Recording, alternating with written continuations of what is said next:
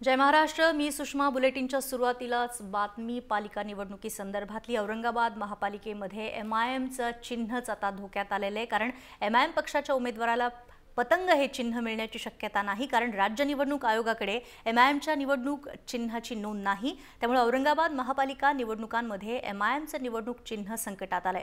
राज्य निवडणूक आयोगाच्या यादीमध्ये पतंग चिन्हासमोर मुसल्लमीन या शब्दाचा उल्लेख नाही, त्यामुळे एमआयएमच्या उमेदवारांना अपक्ष म्हणून निवडणूक लढवावी लागेल। पतंग चिन्हावरती दावा करणारी सर्व कागदपत्र आज संध्याकाळपर्यंत निवडणूक निर्णय अधिकाऱ्यांकडे सादर करण्याचे आदेश पक्ष नेत्यांना देण्यात आलेत। जर संबंधित कागदपत्र जमा केली तरच एमआयएमच्या उमेदवाराला पतंग चिन्ह मिळेल, नाहीतर अपक्ष म्हणून एमआयएमच्या सर्व उमेदवारांना इतर चिन्हावरती निवडणूक लढवावी लागेल।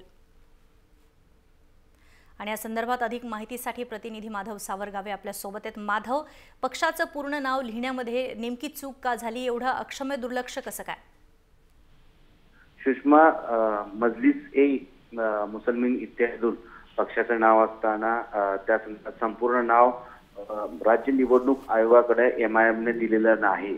यापूर्वी नांदेड महानगरपालिका त्याचबरोबर भोकरच्या निवडणुकीमध्ये जेव्हा हे सगळे एमआयएमचे उमेदवार निवडणुकीत उभे राहिले होते, तर त्यावेळेस त्यांनाही अपक्ष म्हणूनच त्यांना उमेदवारी देण्यात आलेली होती। मात्र आता या निवडणुकीमध्ये, जसं लोकसभा निवडणुकीमध्ये आणि विधानसभा निवडणुकीमध्ये ते चिन्ह राष्ट्रीय पातळीवर नोंदण्यात आलं होतं, मात्र ते राज्याच्या निवडणूक आयोगाच्या बिलकुल। माधव, थोडंसं थांबवते, कारण आता आपल्यासोबत आमदार इम्तियाज जलील आहेत। इम्तियाज जी, काय झालं नेमकं? ही चूक कशी झाली? कारण मुसल्लमीन हा शब्द याच्यावरती आक्षेप घेऊनच निवडणूक आयोगाने या ठिकाणी प्रश्न विचारलाय, आणि जर वेळेमध्ये हे नाव नाही नोंदवलं गेलं तर मात्र अपक्ष निवडणूक लढवावी लागेल। नहीं, देखिए, ये टाइपो एरर है, ये टाइपिंग एरर है। एक्चुअल में जो हमें चिट्ठी मिला है इलेक्शन कमीशन की तरफ से, उसमें पूरा नाम है, लेकिन जो लिस्ट गैजेट के अंदर गई है वो गैजेट में उन्होंने ऑल इंडिया मजलिस इतिहाद सिर्फ यही तक टाइप हुआ है, आगे का वर्ड मुस्लिमीन टाइप नहीं हुआ है। तो ये गैजेट की टाइपिंग मिस्टेक है, इसके अंदर ना पार्टी की मिस्टेक है और ना कोई मेजर मिस्टेक है। हमने कल उन्हें इंग्लिश का जो लेटर है, वो इंग्लिश का लेटर आरओ को दिखाया है। उन्होंने कहा है कि उसकी एक कॉपी हमें आज दोपहर तक प्रोवाइड कर दीजिएगा, हम दोपहर तक वो प्रोवाइड कर देंगे। तो मेरे हिसाब से बहुत बड़ा ये विवाद नहीं है, ये पार्टी रजिस्टर्ड है, रजिस्ट्रेशन का लेटर है हमारे पास, और काइट भी रजिस्टर्ड हो चुका है। हमारी जो निशानी है पतंग, वो काइट AIMIM पार्टी के नाम के ऊपर ही अलॉट किया गया है। वो लेटर भी हम उन्हें देंगे और मेरे हिसाब से आज दोपहर तक ये इशू सॉल्व हो जाएगा। बिल्कुल इम्तियाज जी, कह सकते हैं शाम तक इशू सॉल्व हो जाएगा, क्योंकि आपको टाइम लिमिट दी गई है शाम तक की। बिल्कुल सॉर्ट हो जाएगा, इसके अंदर कोई परेशानी नहीं आएगी। लेकिन ये क्यों हुई और कब आपके ध्यान में आ गया कि पूरा जो आपके पार्टी का नाम है वो पूरे तरीके से लिखा नहीं गया? ये किसके ध्यान में आया? और अगर ये टाइम पर समझ में नहीं आता तो बहुत बड़ी मुश्किल पैदा हो सकती थी। ये बिल्कुल सही है, लेकिन इसमें फॉल्ट हमारा नहीं है।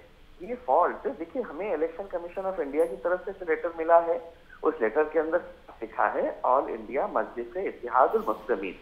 ये लेटर सिर्फ गैजेट एक तैयार होता है, उसमें जो भी रजिस्टर्ड पार्टीज होती है वो गैजेट में इंक्लूड किया जाता है। तो अगर गैजेट के अंदर उन्होंने एक वर्ड अगर नहीं लिखे है, तो हमारा फॉल्ट नहीं है, ये गवर्नमेंट का फॉल्ट है। जहां पर ये गैजेट तैयार किया गया है, तो उन्होंने मुस्लिमीन वर्ड डालना भूल गए हैं, या टाइपिंग एरर हो गया है, दैट वाज द रीजन। तो ये हमारे से भी मतलब नहीं है ना, ये तो गवर्नमेंट, हमें जो इलेक्शन कमीशन ने जो लेटर किया है, उस लेटर के अंदर साफ लिखा हुआ है ऑल इंडिया मजलिस इत्तेहादुल मुस्लिमीन। अगर आपकी गैजेट के अंदर अगर आप कोई स्पेलिंग मिस्टेक कर देते हैं या कोई वर्ड ड्रॉप कर देते हैं, तो it is the government responsibility, हमारी नहीं है। हमने ये कल बात है तो आरओ को मिलकर हमारे जो रिप्रेजेंटेटिव है बाद में उनको बताए हैं, वो कन्विंस हुए हैं और उन्होंने कहा है कि आप हमें इंग्लिश कॉपी दे दीजिए, हम हमारे लेवल के ऊपर भी पता करके इसे रेक्टिफाई कर देंगे। जी बिल्कुल, शुक्रिया जय महाराष्ट्र से बातचीत के लिए इम्तियाज जी। तर इम्तियाज जलील सध्या आपल्यासोबत होते आमदार, आणि त्यांनी हे सांगितलंय की ही शासनाची चूक आहे।